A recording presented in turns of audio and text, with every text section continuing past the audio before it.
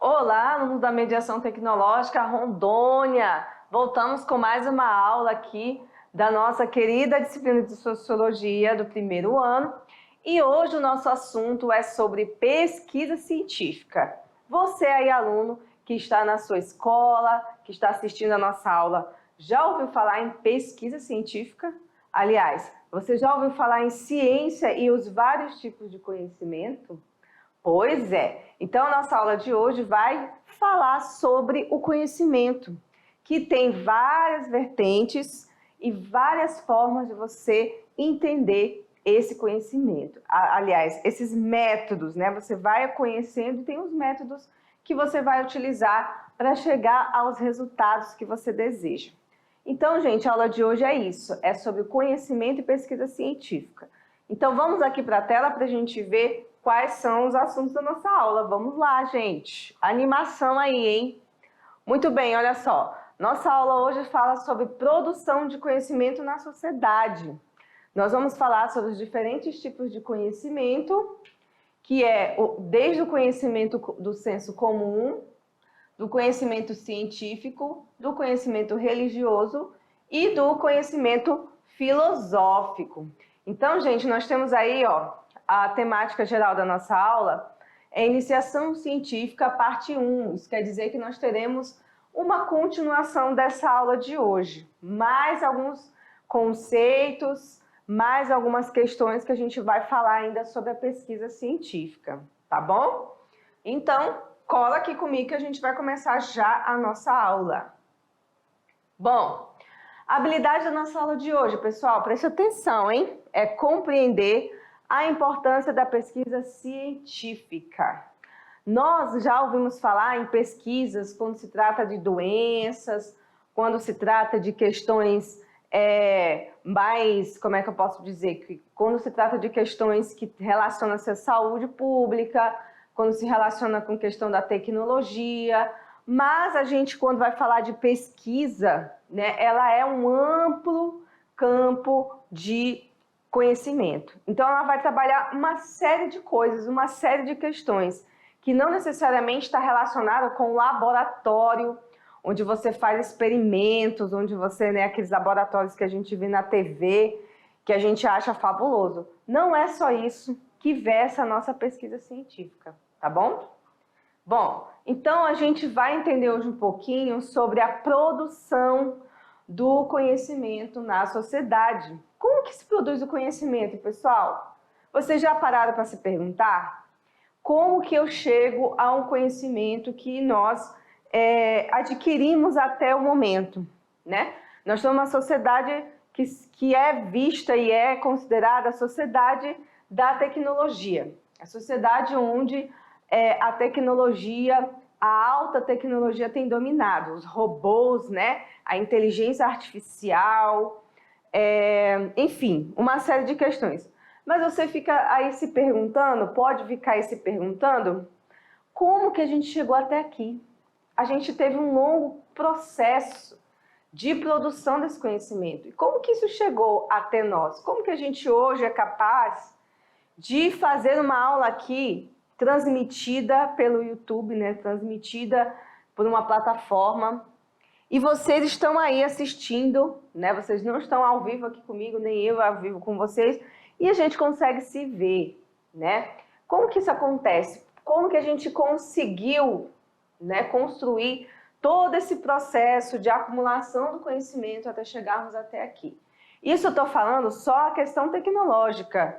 Eu nem cheguei a outras questões que nós avançamos, por exemplo, a questão da medicina, da saúde, como a gente conseguiu construir um conhecimento que hoje nós somos capazes de encontrar cura para diversas doenças, vacinas, formas de tratamento, que antes as pessoas adoeciam e simplesmente elas morriam, porque não tinha tratamento, né?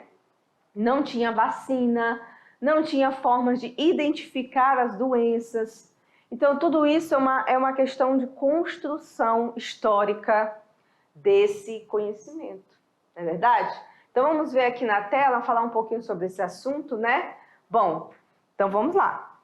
O conhecimento, pessoal, está atrelado, né? Está ligado ao homem, ao ser humano. Quando a gente fala homem, né? A gente quer dizer o ser humano. E a sua realidade, ou seja, nós dentro de uma realidade, nós construímos uma série de conhecimentos, né? O conhecimento, ele pretende idealizar o bem-estar do ser humano. Nós vamos atrás daquilo que vai nos, primeiro, prolongar a nossa vida, né? Porque nosso objetivo de quase todas as nossas ações é manter a nossa espécie viva, né? Isso vai ser trabalhado de diversas formas, né? O homem sempre buscou ser eterno, né? O ser humano sempre buscou a eternidade de sua vida. Então ele vai sempre buscar prolongar o máximo de tempo possível nesta terra, mesmo que ele saiba que uma hora ele vai morrer, mas a gente sabe que essa busca pela eternidade, pela possibilidade de viver mais, é uma coisa de todo ser humano. Ninguém quer morrer logo, né? Todo mundo quer viver o máximo possível. Bom, logo o conhecimento advém dessas relações de quê, gente? Do homem com o meio, né? A gente vai buscar sempre essa relação beneficie o ser humano. Então, podemos definir, então, gente, o conhecimento como toda a compreensão e prática adquiridas cuja memória e transmissão permitem lidar bem com todas as tarefas do dia a dia. Então, assim, o conhecimento nos leva a compreender certos processos, né? E também a prática que a gente vai, na prática também a gente vai transmitindo, vai acumulando memórias, né? Que nos permitem lidar com as nossas tarefas. Quem aí mora no campo sabe que determinado conhecimento prático, por exemplo, o conhecimento lá da criação de animais. Coisas que eu não tenho essa experiência porque eu não moro no campo, mas você que mora, que trabalha neste meio, vai ter o conhecimento de animais, enfim, ter essa dinâmica do campo, né? E também porque você precisa sobreviver nesse local, nesse lugar. E essas tarefas do dia a dia que você vai fazer, sei lá, cavalgar, eu não sei, montar no cavalo. Você vai adquirindo no dia a dia que essa prática vai gerar o quê? Conhecimento, né? Quando chegar alguém aí, um visitante, você pode ensinar para ele ou para ela como que se cavalga, como que se, né, sobe no cavalo, como que... Então, esses conhecimentos do dia a dia, dessas pequenas práticas, se transformam em algo maior depois, né? Mas aí a gente vai alargando mais essa compreensão, tá bom? Bom, então, a gente tem aqui as diferentes formas de conhecimento que nós temos na sociedade. Nós temos o senso comum, que eu estava falando ainda agora, da pessoa que mora no campo, que vai cavalgar, que vai trabalhar com os animais, que vai aprender a mexer com a terra, e aqueles conhecimentos mais apurados, mais exigidos, um certo critério, né? Que é o conhecimento científico, religioso e, por fim, o filosófico. Basicamente, a nossa aula de hoje, gente, vai falar sobre esses tipos de conhecimento, tá? Então, anotem aí que a nossa aula de hoje vai falar sobre os determinados e variados tipos de conhecimento que nós temos aqui na nossa sociedade. Bom, então a gente começa com o conhecimento comum ou do senso comum, né? Ou empírico. São conhecimentos relacionados ao nosso dia a dia, né? Tanto que a fotografia aí, que a imagem, ela está relacionada ao quê? Ao cotidiano. Ou seja, o nosso cotidiano também pode gerar conhecimento. Seja um cotidiano mais urbano ou um cotidiano mais rural, tá? Então, o cotidiano também gera conhecimento. O que a gente faz no dia a dia gera conhecimento, tá? Então, vamos lá entender um pouco mais sobre o conhecimento do senso comum. Bom, desde que a gente nasce, a gente aprende continuamente as informações sobre o mundo, não é verdade? Nós nascemos, não sabemos andar, não sabemos falar, não sabemos nem nos alimentar, né? Então, a partir do momento que a gente nasce, esse conhecimento já começa a entrar no nosso mundinho. Mesmo que seja uma coisinha pequena. Nossa, aprendeu a criança, aprendeu a mamar, né? Que é uma necessidade fisiológica nossa de nos alimentar. Então, a primeira forma de conhecimento, gente, vem pela necessidade de sobreviver, né? Então, esse conhecimento, ele chega a nós através de outras pessoas. Então, quando a gente vai convivendo na sociedade, a partir do momento que nós vamos sendo inseridos nesse mundo, né? Esse conhecimento vai sendo transmitido, né? Quando ele vai sendo transmitido, ele acaba sendo essencial para a nossa sobrevivência, como é o caso, né, de nos alimentar, de aprender a falar, a andar, né, que é aqueles primeiros passinhos de vida que a gente aprende com a nossa mãe, com o nosso pai, né, com os nossos parentes. Esse conhecimento fundamentado apenas na experiência, ele também, né, ele é visto como senso comum. Ele também pode ser transmitido por outras pessoas, como eu disse, pelos pais, né, pelos parentes, que também é chamado de senso comum, tá bom? Então, pessoal, o conhecimento do senso comum, ele também é constituído por uma outra questão, que é a observação. Muitos de nós, a gente aprende, né, as nossas atividades a partir de observar o que os outros estão fazendo, né? Então, ele é um elemento importante para o senso comum. Você está ali na escolinha, aprendendo. Aí você olha do lado, o coleguinha está fazendo uma atividade, alguma coisa, e você aprende olhando o que ele está fazendo, né? Então, a observação também é algo que você adquire e aprende através da observação, né? Muitos dos cientistas também aprendem a partir da observação, né? Muitos dos conhecimentos adquiridos pela ciência, pela filosofia, advêm também da observação. Então, quer dizer que a observação, ela é importante não só para o senso comum, ela é importante para outros também, outros tipos de conhecimento, né? Que também levam em consideração os fenômenos cotidianos, tá? Bom, o conhecimento do senso comum, ele basicamente também ele é transmitido através do tempo dentro de uma ou mais coletividades, como eu disse para vocês. Quando a gente chega nesse mundo, a gente não sabe de quase nada. Então, quando a gente vai adentrando a sociedade, primeiro a gente tem a família, que é o primeiro processo de socialização que a gente passa, depois vem a escola, vem o grupo de amigos, vem o bairro, e aí quando você vê, você já está inserido na sociedade. E cada experiência vivida, cada conhecimento transmitido vai aumentar, né, o seu rol de coisas que você vai saber sobre a vida, né?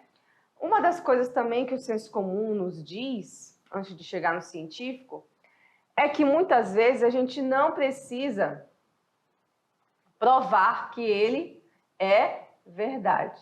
Então, assim, o senso comum vai muito das crenças populares, né? Então, assim, muitas vezes a gente acredita nessas crenças sem saber se é verdade. Em todos os sentidos, tipo, se comer manga com leite faz mal. Não sei se tem alguma prova científica de que comer manga com leite faz mal, mas a maioria das pessoas acredita, então elas não vão comer manga com leite. Mas de fato, é um conhecimento do senso comum. As nossas avós falavam, as pessoas... Então, ele é um conhecimento que não precisa provar e que vem sendo transmitido ao longo de várias gerações, né?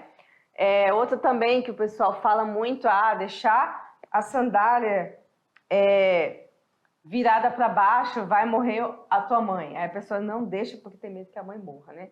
Tudo isso são crendices populares que as pessoas vão criando no próprio senso comum, que acaba virando uma certa verdade. Então as pessoas acreditam, né?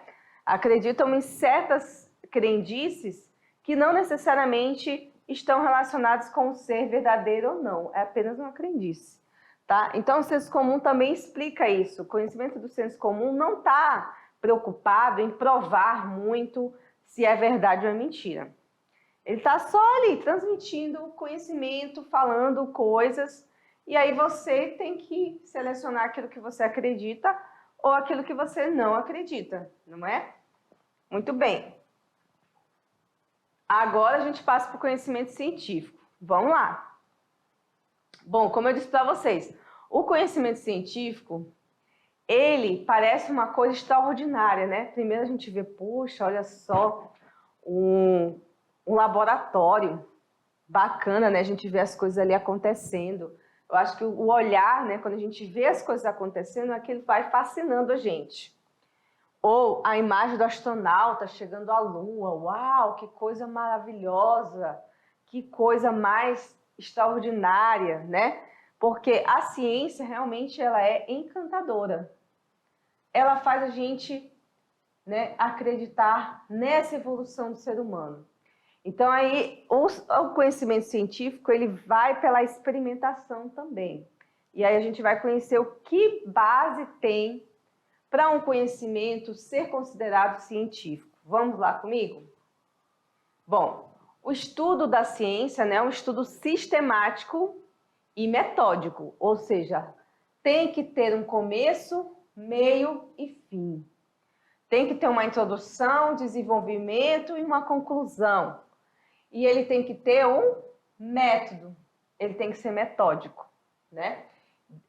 Os diferentes fenômenos naturais e sociais, pessoal, podem ser estudados pela ciência. Tanto uma rocha, um solo, a água do mar, né, do oceano, como também as relações de pessoas, relações de parentesco, o incesto, vários fenômenos da sociedade pode ser estudado pela ciência. Então a ciência não é só descobrir, né, a doença, o vírus, enfim. É também estudar as relações entre as pessoas. Por isso que a gente estuda sociologia, né? Enfim. Então a ciência ela é resultado da busca constante por explicações sobre os diferentes eventos que acontecem no nosso mundo. Então, tanto os eventos naturais, químicos e físicos, como também os eventos antropológicos, sociológicos e políticos. Tudo pode ser analisado pela ciência, desde que eu respeite essas duas questões. O modo sistemático que a ciência me exige e o modo da metodologia, o método que eu vou utilizar para chegar aos meus resultados. Tá, entenderam, pessoal? Então, vamos para frente. Bom, o conhecimento científico, pessoal, ele é realizado a partir da seleção de um objeto. Então, tá aqui, eu vou selecionar um objeto de pesquisa, vou colocar aqui o OP, objeto de pesquisa, né? E vou analisar ele. Então, assim, eu vou analisar esse objeto. Pode ser uma amostra de, sei lá, uma bactéria? Pode, né? Pode ser uma amostra de uma bactéria. Pode ser um fenômeno social? Pode ser um fenômeno social, né? Então, essa pesquisa é analisada por meio de um conjunto de técnicas. Então, eu vou colocar aqui técnicas. Essas técnicas vão me ajudar a analisar esse objeto de pesquisa, né? Realizando através de procedimentos. Então, eu vou fazer vários procedimentos, vou anotar esses procedimentos e verificar. Depois que eu analisei, eu vou para a parte de quê? Observação, né? E verificação. Fazer vários testes, né? E aí, depois desses testes aprovados, então, primeiro eu selecionei o objeto eu analisei, eu empreguei um certo número de técnicas, eu fiz os procedimentos, eu observei os resultados, eu verifiquei se os resultados eram verdadeiros mesmo ou não, porque senão volto de novo para os testes, né? E aí eu vou mandar para outra análise. Análise de quem? Dos seus pares, pessoas da sua área. Então, por exemplo, se você é um cientista da área médica e você encontrou lá um vírus novo que nunca ninguém o conheceu. Caramba, esse vírus é perigoso. Aí eu vou fazer as análises, vou pegar uma amostra, vou empregar as técnicas, vou fazer os procedimentos de testes, vou observar e verificar os resultados. Quem é que vai validar ou não esse meu conhecimento? São os meus pares, outros cientistas da área. Esse é um grande problema, pessoal, da ciência hoje, que ela entra em descrédito, em crise, porque as pessoas pegam o Joãozinho da esquina lá e manda, aí fala, mas o Joãozinho da esquina disse que não é verdadeiro, que esse vírus nem existe, isso aí é invenção. Mas qual é o conhecimento técnico que ele tem? Ele analisou as amostras, ele entende o processo científico, ele sabe que é um conjunto de técnicas? Não, então ele não pode validar nada, né?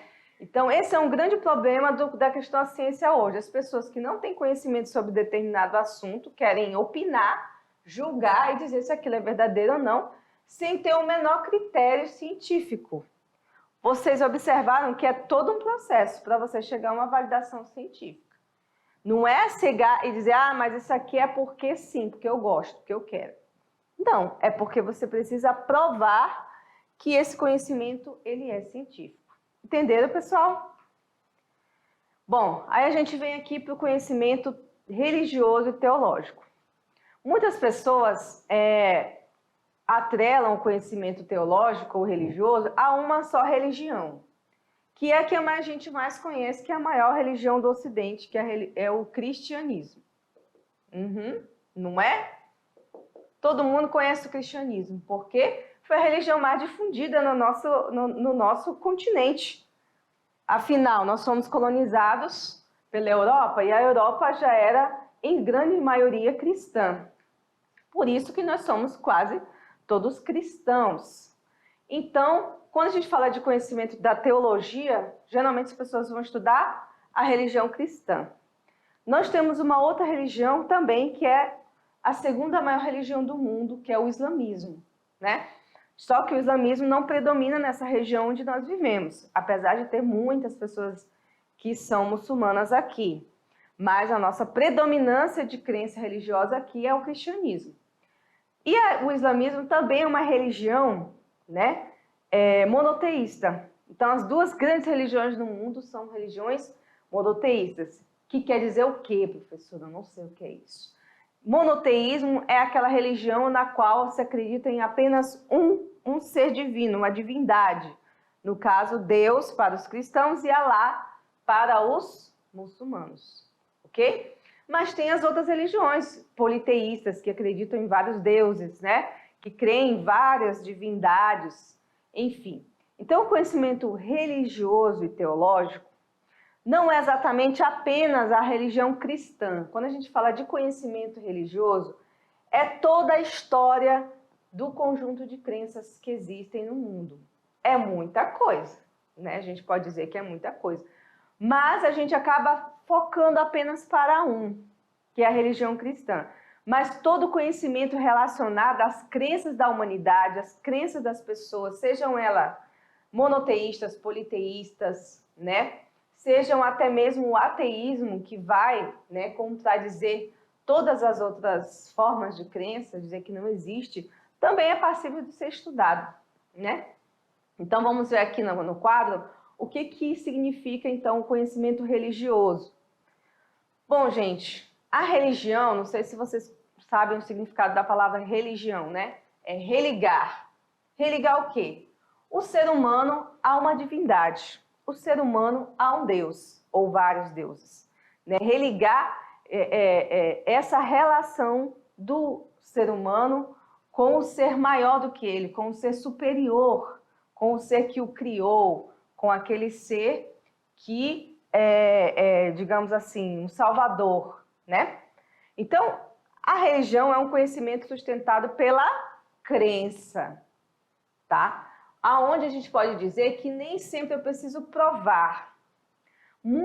Em muitos estudos da filosofia, né, das ciências também, tentaram provar a existência ou não de Deus, né?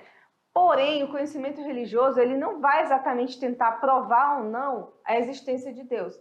Ele vai tentar explicar de que modo essas crenças influenciam a nossa vida. Como que a gente é totalmente influenciado pelas nossas crenças também. E a religião faz parte totalmente da nossa vida humana, né? Desde quando o mundo é mundo, desde quando as pessoas começaram a habitar essa terra, as crenças fizeram parte da sua vida, né? Então, a religião ela é um conhecimento dessa crença em uma realidade exterior a este mundo, né? Que vai influenciar exatamente na nossa percepção e na explicação da realidade. A gente acredita que há um ser que manipula esse mundo também, além de nós, né? E um ser superior. Então, os ensinamentos dessas religiões, enfim, não importa qual religião, elas orientam também a compreensão da nossa prática na vida e nossos princípios. Muitos dos nossos princípios, inclusive aqueles que estão na Constituição, têm como base, gente, os princípios religiosos que nós acreditamos. Verdade, né? Não matar, não roubar, né? Vários princípios éticos nossos estão baseados também na religião, tá bom? Então, vamos lá. Agora a gente vem para o conhecimento filosófico.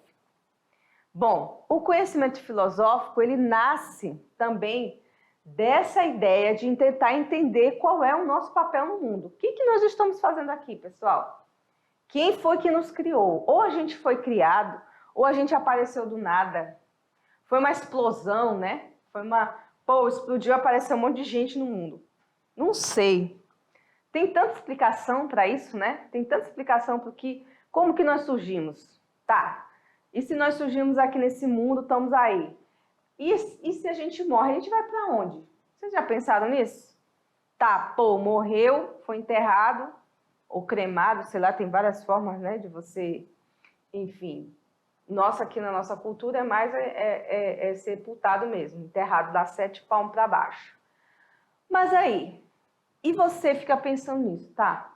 Não sei se você já passou por um processo de luto ou de uma pessoa conhecida ter morrido ali, e você viu aquela situação, a pessoa ali, né, sendo enterrada, você não vai mais ver aquela pessoa, não vai mais ouvir a voz daquela pessoa, e você fica pensando, tá, e aí, depois que tudo isso aconteceu, o que acontece com ela? Acabou ali? Ou tem mais alguma outra coisa? Tem espírito? Existe alma? O que é alma? O que é espírito? Né? Então, são perguntas que foram deixando a gente inquieto. Estou falando a gente enquanto humanidade. A filosofia, ela buscava entender um pouco, explicar um pouco dessa questão. Poxa, a gente morreu, ou a gente surgiu da onde? Foi uma mãe que pariu todo mundo aqui na Terra? Ou a gente foi surgindo de experimentos químicos? Não sei. Mas a filosofia, ela tenta explicar exatamente esses fenômenos. Claro, ela foi muito além, né? Ela é a primeira, ela é a mãe das outras ciências, ela é a mãe da matemática, da aritmética, da história, da geografia. Então, se você quer ir retornar ao início de tudo, entender o início de tudo, você vai ter que estudar filosofia. Qualquer ciência, se quiser aprender de verdade o que é o cerne, a essência do conhecimento, vai ter que voltar para a filosofia, porque foi lá que surgiu tudo, né? Então, gente, a filosofia, o conhecimento filosófico, ele é determinante para a gente entender o restante das outras ciências. Ele é fundamental.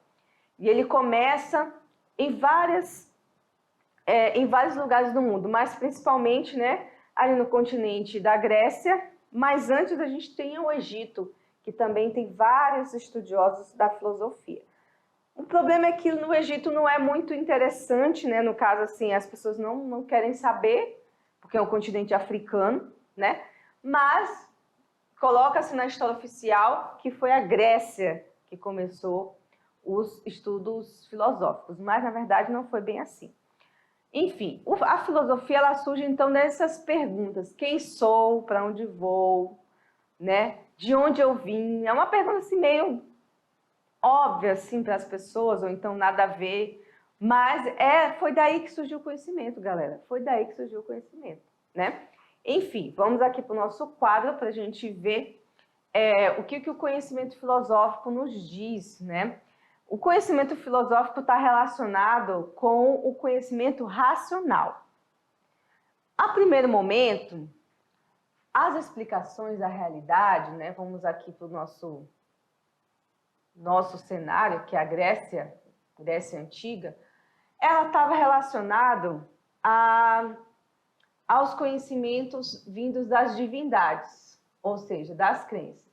Então, tudo que acontecia dentro dessa realidade, desse contexto, era atrelado aos deuses, né? Naquela época, era bem eclético, né? Os deuses gregos. Quem é que não se lembra da mitologia grega? Exatamente, né?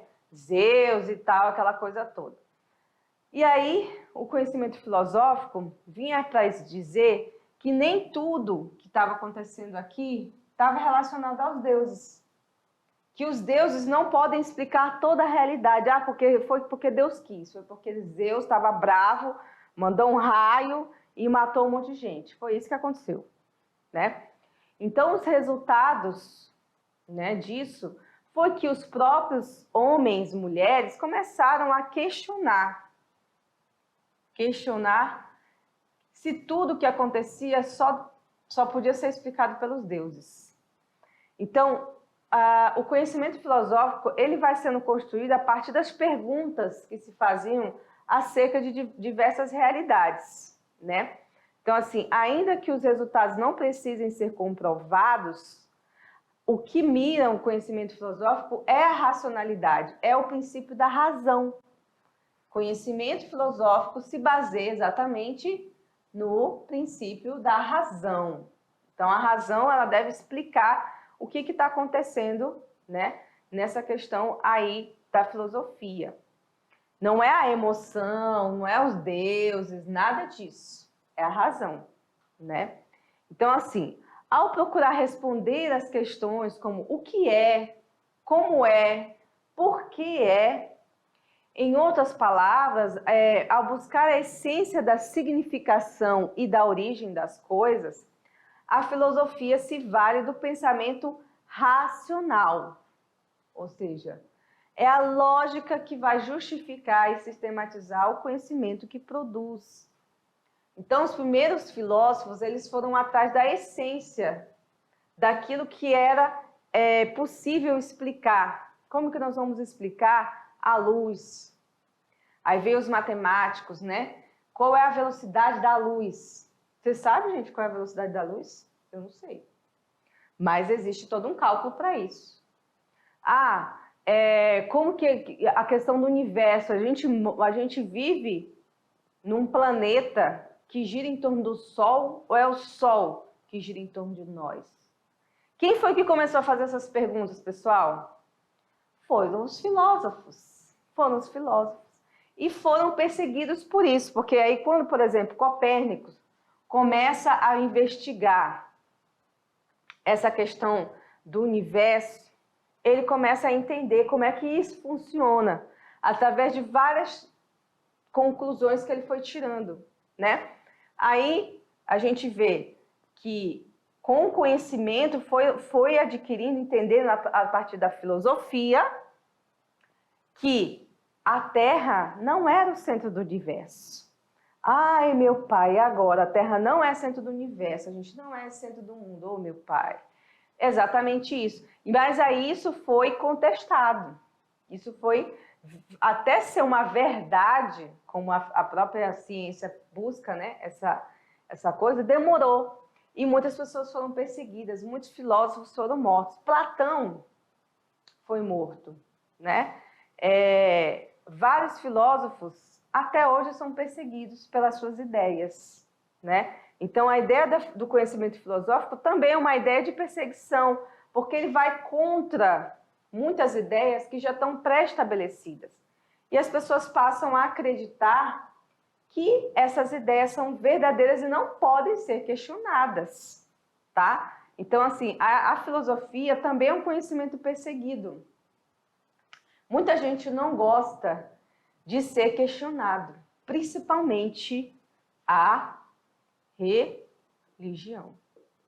Essa aqui faz parte de um grande cisma que existe entre a filosofia e a religião, porque a religião não admite ser questionada, em vários casos, né? Não estou dizendo todos, mas em vários momentos históricos a religião não admitia ser questionada, principalmente a religião católica.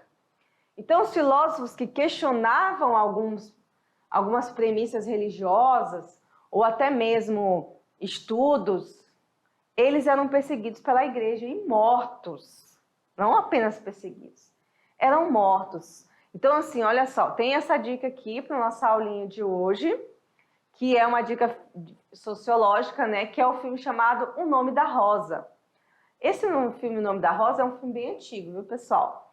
Mas ele fala, né, dessa perseguição, desse conhecimento que muitas vezes é descaracterizado, né? Por quê? Porque a religião precisa de que as pessoas creiam. E às vezes crê cegamente das coisas. Porém, a filosofia, ela nos ensina a pensar. E ela nos ensina a questionar aquilo que nós estamos até mesmo pensando. Então, pode ser que as pessoas que são ligadas à filosofia, começam até mesmo a se questionar das suas certezas. Então, O Nome da Rosa é um filme que traz um pouco isso, né? E também traz um pouco dessa corrupção que havia dentro das instituições religiosas. Tem vários outros filmes, viu, pessoal, que falam sobre isso, sobre perseguição, né? Sobre muitas pessoas que foram mortas em nome de Deus.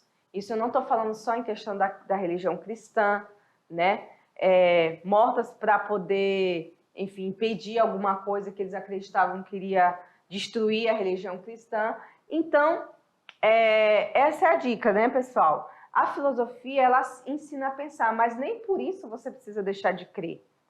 Mas ela vai te ensinar a crer questionando e entendendo as coisas. E não apenas fechar os olhos e crer em tudo de maneira cega, né? Bom, pessoal, então, essas são as referências da nossa aula de hoje, né? Então, essa é a ideia do nossa aula de hoje, o conhecimento, entender que o conhecimento ele é importante para toda a nossa vida, né? E além de tudo, já que estamos aqui na nossa aula de sociologia, é dizer para vocês que não é porque vocês têm uma crença que vocês precisam acreditar nela cegamente e também que vocês não precisam questionar as coisas do mundo. A vida, pessoal, é um eterno questionamento, como eu disse para vocês. O mundo só surgiu, esse conhecimento só surgiu porque as pessoas começaram a questionar as coisas. E se a gente não duvidar, né, tem um filósofo, o Descartes, que disse, duvido, logo penso, né? A gente precisa duvidar das coisas. Não é só duvidar de ser do negacionismo, né? Porque as pessoas também estão atrelando a duvidar das coisas a ser negacionista. São duas coisas diferentes. Agora, duvidar, questionar e ir atrás de respostas não é errado. Pelo contrário, faz de você uma pessoa muito mais que tem muito mais a crescer e aprender na vida do que aquelas que não querem conhecer e apenas negam. Tá, eu não acredito nisso, mas você foi atrás do conhecimento? Você foi atrás das informações? Não, então não é nada, é só um negacionista mesmo, né? Bom, gente, então é isso, a gente volta daqui a pouco para a nossa aulinha de revisão e exercício dessa aula de hoje, tá certo? Então, enquanto vocês já na nossa aulinha 7.2.